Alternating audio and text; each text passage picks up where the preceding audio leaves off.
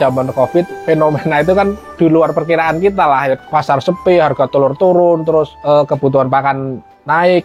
Sampai waktu itu malah lebih menantang menurut saya, itu kayaknya masih lebih menantang. Soalnya sampai keluarga pun kayaknya udah nggak mendukung. Kayak istri itu kayaknya kok di ayam itu sepertinya kok susah, maksudnya susah, terus biayanya itu emang lumayan gede lah ya, perputaran biayanya itu lumayan gede. Terus saya meyakinkan keluarga, enggak saya sudah berjalan sejauh ini, terus kalau saya ganti usaha lagi, pasti saya memulai dari nol lagi. Dan mesti kan kalau mulai dari nol itu kan belum tentu juga langsung mulus, pasti ada kendala-kendalanya di bagi itu. Sampai keluarga nggak mendukung, saya cari kerja serabutan.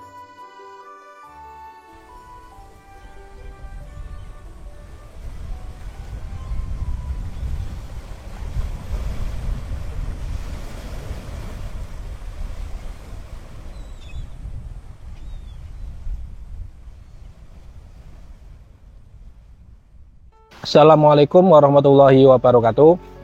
Perkenalkan, nama saya Muhammad Yusron. Alamat di Dukuh Kumenyep, Sidomulyo, Kecamatan Lebak Barang, Kabupaten Pekalongan.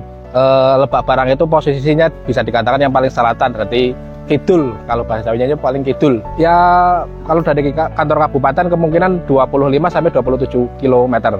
Saya lahir di sini tahun 1990.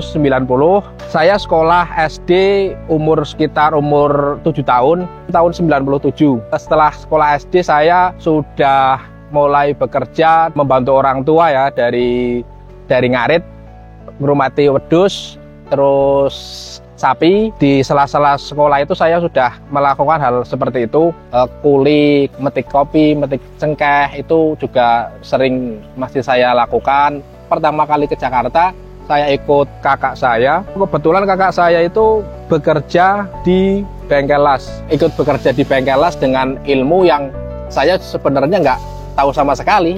Jadi melantau di Jakarta 8 tahun itu, mulai ada kebosanan, terus mulai berpikir saya itu pingin berpenghasilan di rumah. Setelah berkeluarga itu pinginnya di rumah.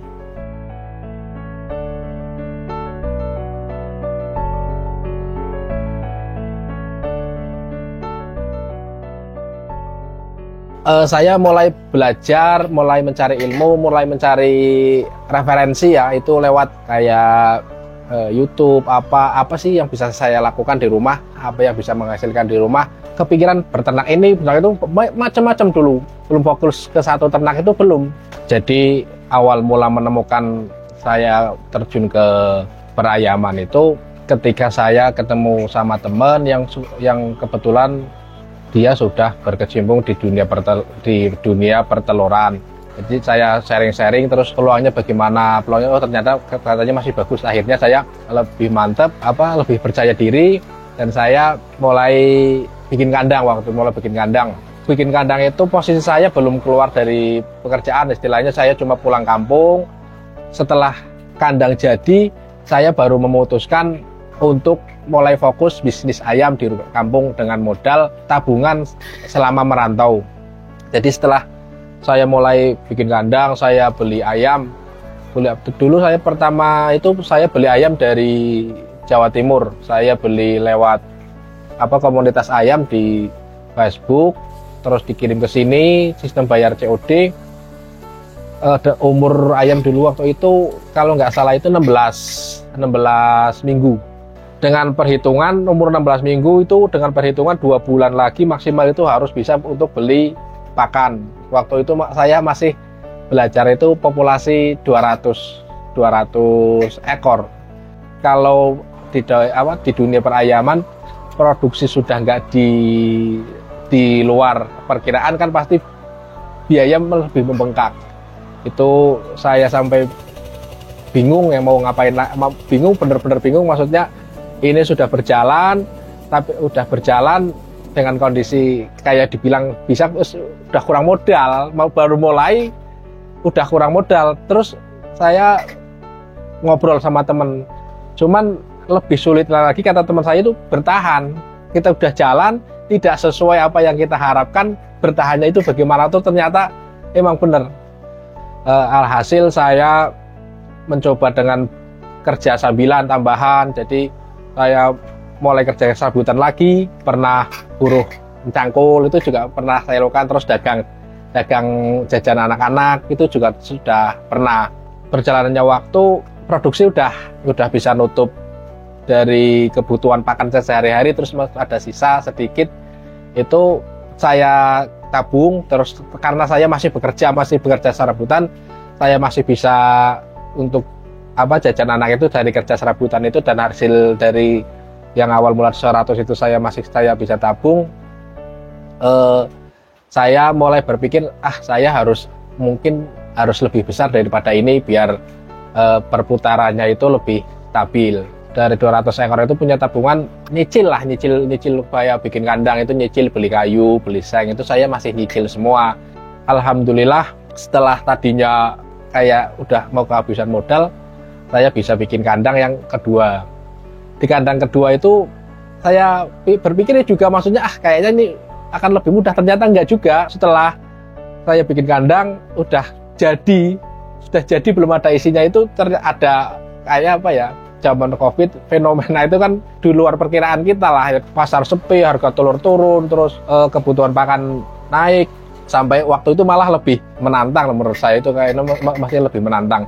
Soalnya sampai keluarga pun kayaknya udah nggak mendukung. Kayak istri itu kayaknya kok di ayam itu sepertinya kok susah, terus biayanya itu emang lumayan gede lah ya, perputaran biayanya itu lumayan gede.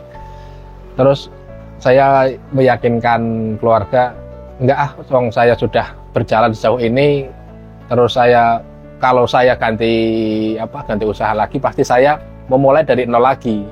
Dan mesti kan kalau mulai dari nol itu kan belum tentu juga langsung mulus, pasti ada kendala-kendalanya di bagian itu. Sampai keluarga nggak mendukung, saya cari kerja serabutan. Alhamdulillah saya dapat kerjaan di instansi pendidikan. Dari situ saya pendapatan sudah mulai stabil. Setelah pandemi itu kan populasi ayam itu kayaknya itu menurun sampai 50%-an. Bisa dikatakan semua peternak itu menjual ayam untuk makan ayam. Perayaman itu ada istilah kanibal, ayam makan ayam itu ya seperti itu.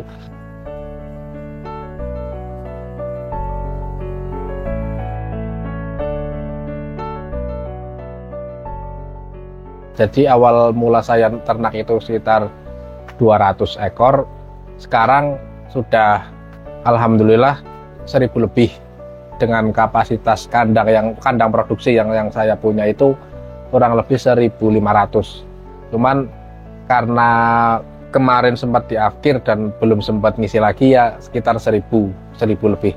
Saat ini masih di antara 42 sampai 45 kilo ayam, sekitar 1000 itu, dikarenakan kondisinya lagi habis sakit juga. Terus produksi ayam yang masih muda itu belum mencapai puncak. Di ayam bertelur itu kalau 200 ekor itu minimal 10 kilo atau sekitar 87% lah, itu masih dikatakan aman. Cuma yang lebih bagus itu mencapai 95.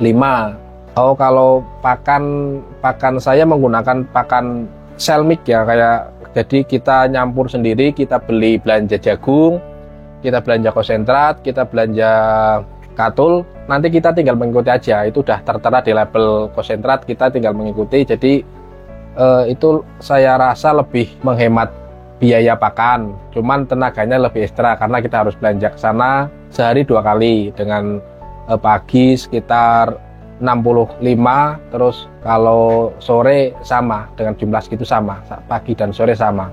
Per ekor ayam itu jatah konsumsinya itu 120 gram. 120 gram itu dikalikan populasi. Jadi kenapa harus ditimbang? Karena pakan berlebihan itu juga nggak baik, di samping nanti bikin gemuk jadi kurang produktif.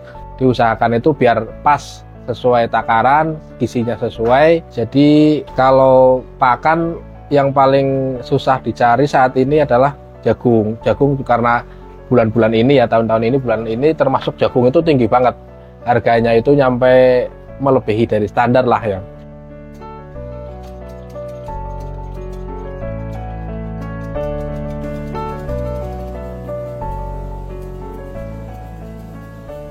Saya itu kan beternak bisa dikatakan nggak jauh dari rumah warga lah ya, karena dari rumah saya aja jaraknya sekitar 50 meter. Alhamdulillah tahun-tahun ini saya dapat bantuan dari pemerintah, itu ada sistem pengolahan limbah dan ada biogas. Jadi limbah ya, kotoran ayam itu saya keruk, saya masukkan di digester, di situ ada terjadi sistem fermentasi, terjadilah sering disebut biogas. Itu ya alhamdulillah bisa membantu untuk masak, kebutuhan mandi air hangat, itu alhamdulillah cukup. Dari biogas itu sehari bisa dipakai sekitar 5-6 jam sehari, dengan jumlah kotoran yang dimasukkan ke digester itu 1-2 ember cat per hari.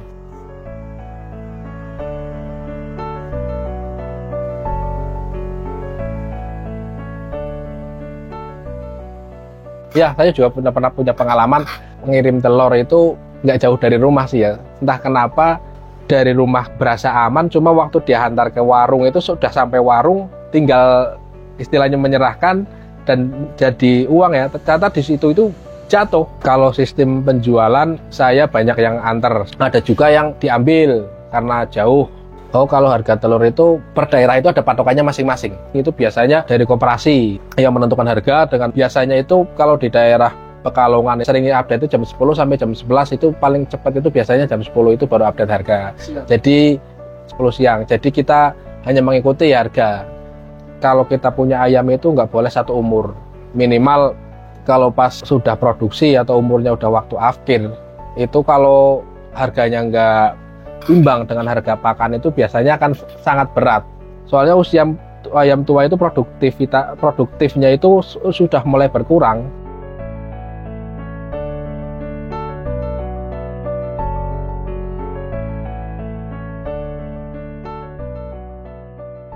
Kedepannya saya masih ingin nambah populasi ayam juga, terus masih juga ingin mengembangkan bisnis peternakan di selain ayam juga masih ingin.